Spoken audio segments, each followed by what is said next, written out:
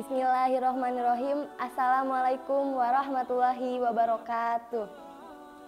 Innal hamdalillah nahmaduhu wa nasta'inuhu wa nastaghfiruhu wa na'udzubillahi min syururi anfusina wa min sayyiati a'malina may yahdihillahu fala mudhillalah wa may yudlilhu fala hadiyalah.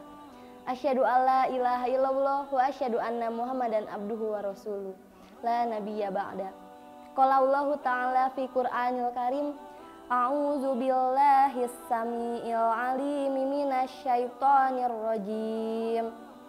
Ya ayyuhallazina amanu kutiba alaikumus syiyam kama kutiba alal ladzina min qablikum la'allakum tattaqun.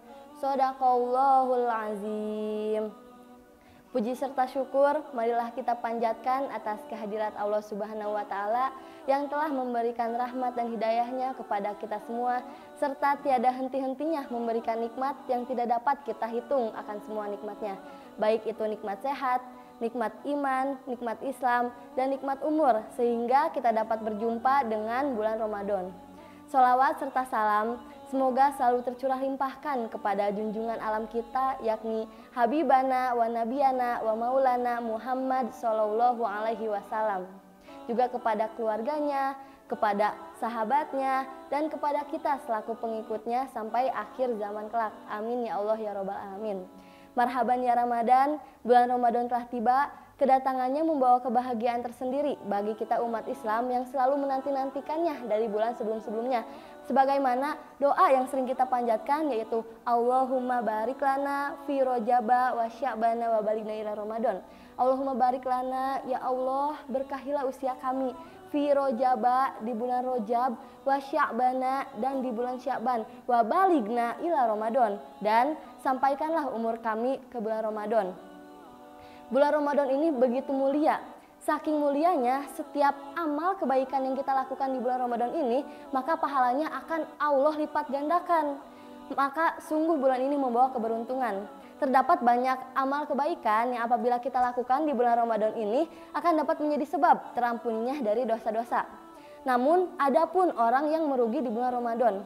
Rasulullah Shallallahu Alaihi Wasallam bersabda, sungguh celaka orang yang berjumpa dengan bulan Ramadan, kemudian bulan Ramadan tersebut berakhir dalam keadaan Allah belum mengampuni dosanya.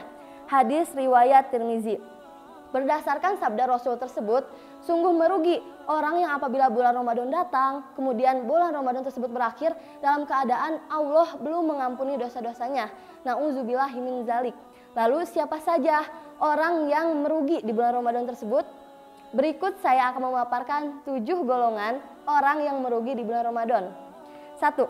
Orang yang berpuasa hanya mendapatkan lapar dan haus saja. Rasulullah Shallallahu Alaihi Wasallam bersabda, betapa banyak orang yang berpuasa akan tetapi ia tidak mendapatkan apa-apa kecuali lapar dan haus saja. Hadis riwayat Tabrani. Orang tersebut adalah orang yang berpuasa, akan tetapi ia tidak mendapatkan apa-apa kecuali lapar dan haus saja. Dalam artian pahala puasanya telah hilang. Wah, kok bisa pahala puasanya hilang?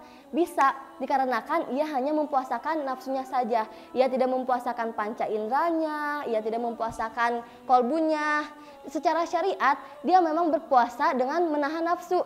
Dia memang tidak makan, tidak minum, dan tidak berzina. Akan tetapi ia tidak mempuasakan panca inderanya. Dalam artian dia masih berbohong, masih bergibah, masih menggunjing, dan ia tidak mempuasakan kolbunya. Dalam artian dia masih ria, masih iri, masih dengki, dan lain-lain. Maka dari itu, apabila kita berpuasa, kita puasakanlah nafsu kita puasakanlah panca indera kita, dan kita puasakanlah kolbu kita. Jangan sampai kita berpuasa, kita mengerjakan syariat, akan tetapi kita melupakan hakikat. 2. Orang yang tidak mengikuti sholat tarawih sampai selesai. Sering kali kita melihat ada orang yang sudah keluar masjid sebelum sholat tarawih akan dimulai.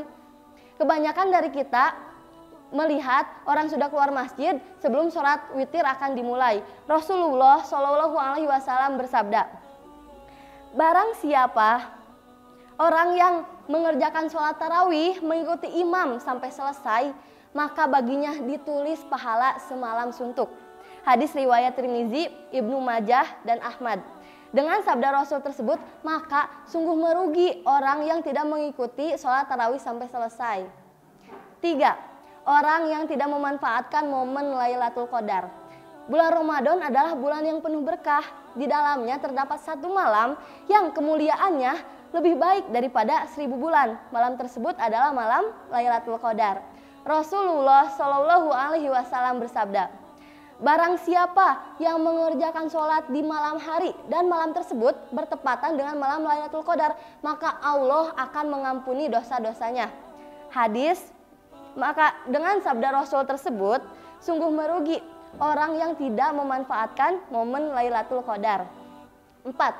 Orang yang jarang membaca Al-Quran. Membaca Al-Quran adalah amalan yang menjanjikan banyak pahala bagi pembacanya. Apalagi dilakukan di bulan Ramadan yang pahalanya akan dilipat gandakan oleh Allah. Rasulullah Shallallahu Alaihi Wasallam bersabda, barang siapa yang membaca satu huruf dalam Al-Quran, maka baginya satu kebaikan. Dan satu kebaikan tersebut akan Allah lipat gandakan menjadi 10 pahala. Dengan sabda Rasul tersebut, maka bisa kita lihat betapa banyaknya pahala yang akan kita dapatkan apabila kita membaca Al-Quran di bulan Ramadan ini. Oleh karena itu, marilah kita sebanyak mungkin dan serutin mungkin untuk tadarus Al-Quran di bulan Ramadan ini. Akan lebih baik lagi apabila kita menargetkan untuk menghatamkan sebanyak-banyaknya Al-Quran di bulan Ramadan ini. 5. Orang yang tidak menjaga sholat. Kebanyakan dari kita melihat orang yang berpuasa akan tetapi ia tidak melaksanakan sholat fardu. Sholat adalah tiang agama. Sholat adalah amalan yang diwajibkan kepada setiap muslim di setiap waktu tanpa terkecuali. Rasulullah Shallallahu Alaihi Wasallam bersabda, sesungguhnya pertama kali yang dihisab dari amalan seseorang pada hari kiamat adalah sholatnya. Maka apabila sholatnya baik, maka beruntunglah ia, dan apabila sholatnya rusak, maka sungguh kerugian akan menimpanya. Hadis riwayat Tirmizi. Maka dari itu, apabila kita berpuasa akan tetapi kita meninggalkan sholat, sama saja dengan pahala puasa kita sia-sia. 6. Orang yang menganggap biasa saja bulan Ramadan. Orang yang menganggap bulan Ramadan itu biasa saja, sungguh merugi karena ia tidak akan bersegera melakukan kebaikan. Dikala orang lain berlomba-lomba dalam ibadah, dalam melakukan amal soleh, dalam melakukan kebaikan untuk mendapat ampunan dari Allah. Akan tetapi ia bermalas-malasan dalam ibadah, bermalas-malasan dalam melakukan kebaikan. Padahal di bulan Ramadan ini setiap kebaikan akan dilipat gandakan pahalanya oleh Allah. Orang yang menganggap biasa saja bulan Ramadan ini diibaratkan sebagai orang yang melewatkan ghanimah. Apa itu ghanimah? Ghanimah adalah harta rampasan perang yang tak ternilai harganya. 7. Orang yang berubah alim hanya pada bulan Ramadan saja. Sungguh sangat terpuji orang yang apabila bulan Ramadan datang yang asalnya jahat menjadi baik. Yang asalnya tidak berjilbab menjadi berjilbab. Yang asalnya sholatnya males-malesan menjadi rajin sholat. Namun sangat disayangkan orang yang apabila bulan Ramadan tersebut berakhir kembali lagi ke jalan keburukan.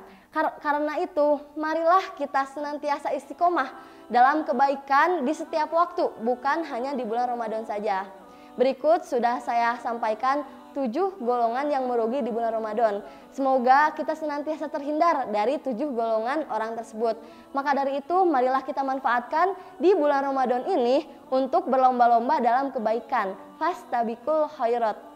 Terima kasih atas perhatiannya. Sekian yang dapat saya sampaikan. Wassalamualaikum warahmatullahi wabarakatuh.